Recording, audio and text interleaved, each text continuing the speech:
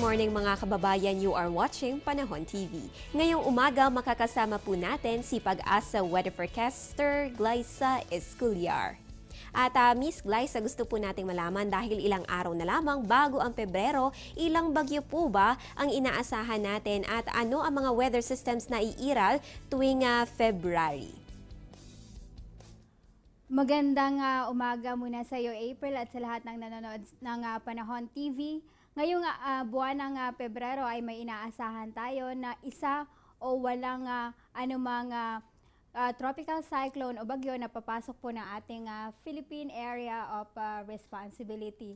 So, yung ating mga kababayan makakaasa na maaaring wala o merong isang bagyo na maaaring makaapekto po sa bansa, at ang inaasahan pa rin nating weather system naman para po sa ating mga kababayan, mananatiling makakaapekto po ang tail end of a cold front sa ating bansa, lalo na po dito sa may southern Luzon at eastern Visayas. Samantala, northeast monsoon naman sa malaking bahagi ng Luzon, at kung sakaling meron pong low pressure area o sama ng panahon na maaaring mabuo at ito'y magiging isang ganap na bagyo, pwede pong makaapekto rin po ito sa ating bansa.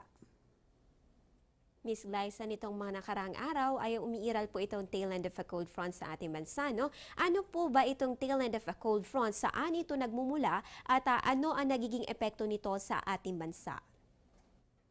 Ang tail end of a cold front ay ang pagsasalubong po yan ng dalawang magkaibang hangin mula po sa Siberia o yung tinatawag po nating northeast monsoon na may katangian po na malamig at tuyong hangin. Samantala, yung isang hangin naman po na kasalubong po nito northeast monsoon ay ang easterlies na galing pong dagat Pasifiko, na ang katangian naman po ay medyo mainit at maalinsangan po ang hangin dulot niyan, dahilan para magkaroon po ng tail end of a cold front. Actually, ang tail end of a cold front, ang isang dulo niyan ay nakakonekta po sa isang low pressure area, at pag itong low pressure area na to ay nag-move po pa kanan, ay inaasahan po na ang axis ng tail end of a cold front ay bababa o tataas po, depende po sa magiging movement po ng ating o ng low pressure area na usually po nasa bandang Japan. At ito pong tail end of a cold front ay may katangian po na pwede pong magkaroon ng mahina hanggang sa malakas na mga pag-uulan, at pwede pong magkaroon ng mga pagkidlat, pagkulog sa mga lugar po na maapektuhan. Punta naman po tayo sa usaping northeast monsoon, no? Nitong Sabado na i-record po sa Baguio City ang lowest temperature so far. Posible po bang bumaba pa ang temperatura dyan sa may Baguio City sa mga susunod na araw? Sa ating nakikita, April, dahil usually ang naitatala nating climatological low ng ating amihan o ng temperatura dito po sa Baguio City ay nai-record po tuwing yung last half po ng January at second half naman ng February. Inaasahan pa rin natin na yung 10.4 na temperature sa Baguio City ay maaari pa pong bumaba sa susunod na mga linggo o sa susunod na mga araw. How about here in Metro Manila? Ano na po ba yung lowest temperatures na nai-record sa Kamaynilaan so far this northeast monsoon season? At posible po bang bumaba pa rin po yan sa mga susunod na araw? Sa ngayong panahon po ng amihan na nagsimula noong Nobyembre, ito ang mga naitala nating pinakamababang temperatura dito po sa Kamaynilaan. Sa Science Garden ay may naitala tayong 18.9 noong Enero 10 at Enero 11. Ngayong 2015.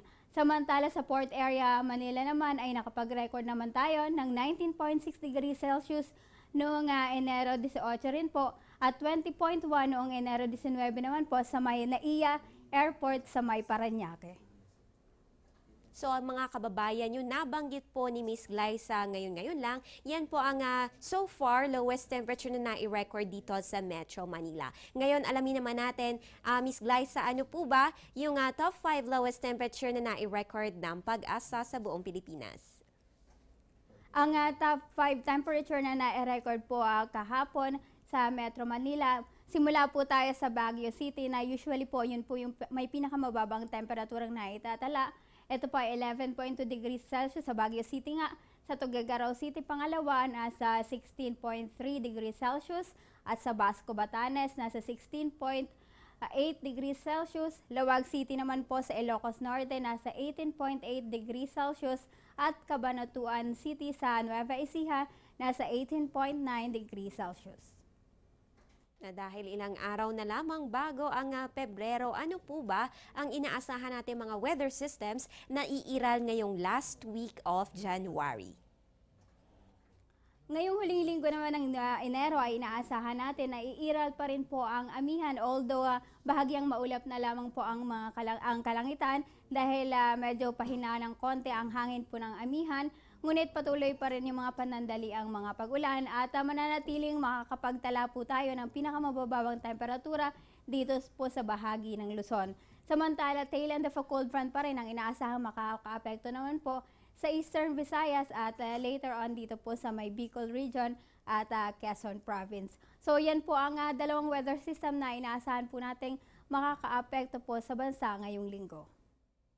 So mga kababayan, nabanggit nga po ni Miss Glyza ang weather systems na iiral ngayong last week ng January. So we have tail end of a cold front at northeast monsoon. Ang good news dyan, wala naman po siya nabanggit tungkol sa kahit anumang sama ng panahon.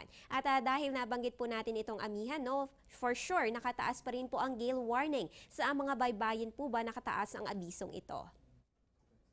Dahil apektado pa rin po ng amihan ang malaking bahagi ng bansa.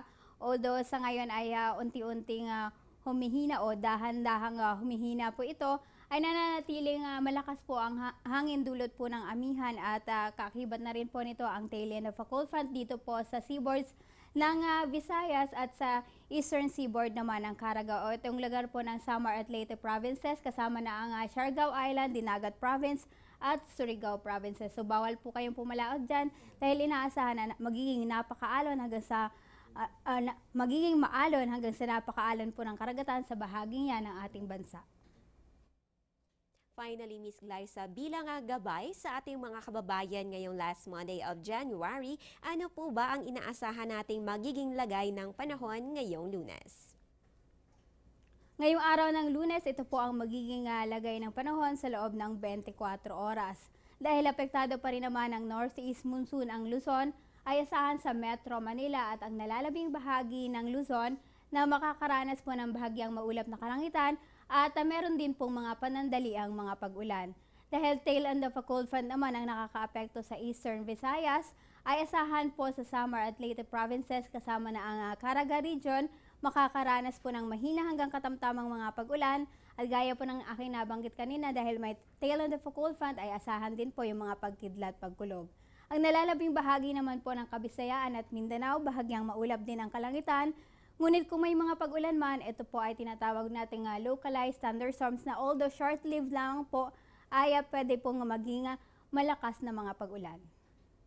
Okay, thank you Miss Glyza. Yan mga kababayan, ang jam-packed weather information na hinatid sa atin ni Pag-asa weather forecaster Glyza Esculiar ngayong Monday morning. At yan na po ang latest mula dito sa Pag-asa DOST. Samahan niyo kami muli bukas alas 5 ng umaga para sa nangunguna at nag-iisang all-weather program sa bansa, ang Panahon TV. Ako po ang inyong weather girl April Enerio. Magandang umaga at ingat Pilipinas! Ang programang ito ay hatid sa inyo ng Air 21. Sagot ko, padala mo!